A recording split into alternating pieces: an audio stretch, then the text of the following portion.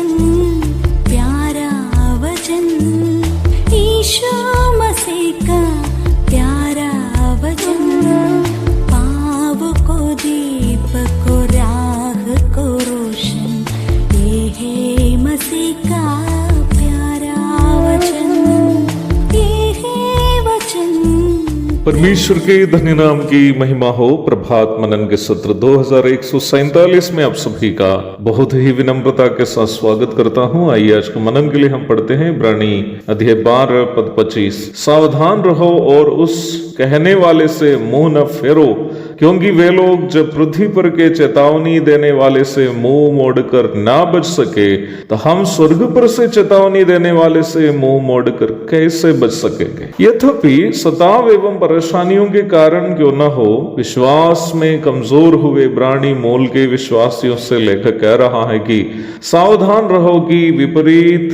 परिस्थितियों में वे विश्वास से दूर न हो जाए। वचन में ज्ञान पाने के बाद भी ऐसे कई लोग हैं जो यीशु मसीह पर पूर्ण रूप में विश्वास नहीं कर पाते हैं। इब्रानियों के बीच में भी ऐसे बहुत सारे लोग थे जो ये वचन सुने हुए थे कि उद्धार यीशु मसीह के द्वारा ही प्राप्त कर सकता है, और उसके बाद भी सताव एवं परेशानियों के कारण भटक गए हैं। इब्रानियों अध्याय 10 पद 26 से 29 तक उस प्रकार के कुछ लोगों का जिक्र आप देख सकते हैं। उस प्रकार भटके हुए लोगों की ओर इशारा करते हुए लेखक विश्वासियों को चेता रहा है कि उद्धार के सही अनुभव में आए बिना भटक जाना कितना नुकसानदायक बात है। मैं यहाँ बीच में कुछ और बात भी कहना चाहता हूँ। पूर्व में भी कही हुई बात ही है, फिर भी दोहराना चाहता हूँ। परमेश्वर के वचन में हमें जो बौद्धिक ज्ञान अथवा इंटेलेक्चुअल नॉलेज है, वो ज्ञान कभी भी हमारा उद्धार का प्रमाण नहीं है।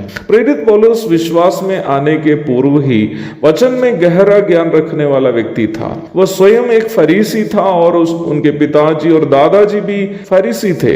इस्राएल एक राष्ट्र के रूप में जो परमेश्वर के वचन से अथवा न्याय व्यवस्था से दूर हो गए थे, उनके बीच में से कुछ लोग न्याय व्यवस्था के विधियों को सीखने और उसका प्रचार करने के लिए अपने आप को अलग किए। निम्न लोगों को फरीसी कहते हैं। वचन में गहरा ज्ञान होने के बाद भी जब तक दमिश्क के मार्ग पर यीशु मसीह से मुलाकात उनका नहीं हुआ था, पौलुस ये नहीं जानता था कि यीशु मसीह ही इस्राएल का मसीह एवं जगत का उद्धार करता है। ये बात हम सबके लिए भी एक चेतावनी है। हमारे मस्तिष्कों में वचन का जो ज्ञान है, उससे कभी भी हमारा उद्धार के प्रमाण के रूप में नहीं समझे। यहाँ प्रारंभ में पढ़ी गई पद में लेखक चेता रहा है कि यदि इस्राएली जो मरुभूमि में मूसा से न्याय व्यवस्था की बातें सुनी, नहीं मानने से दंड से नहीं बच पाए, तो क्या हम स्वर्ग से आकर हमें चेताए हुए यीशु मसीह की बातें इनकार करने से बच पाएंगे?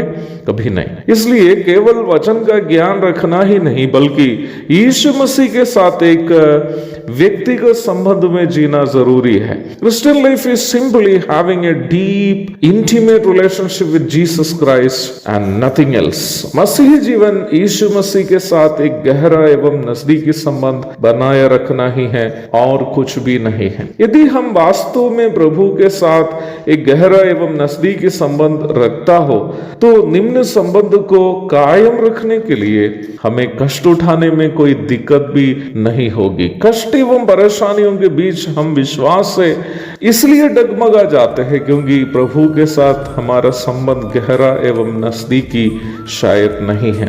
उद्धार के अनुभव में जीने का अर्थ भी प्रभु के साथ एक गहरा संबंध में जीना ही है। एक और शुभ दिन की धन्य कामनाओं के साथ आज के मनन में यहां समाप्त करता हूं। प्रभु आप सबको आशीष दे। आमीन।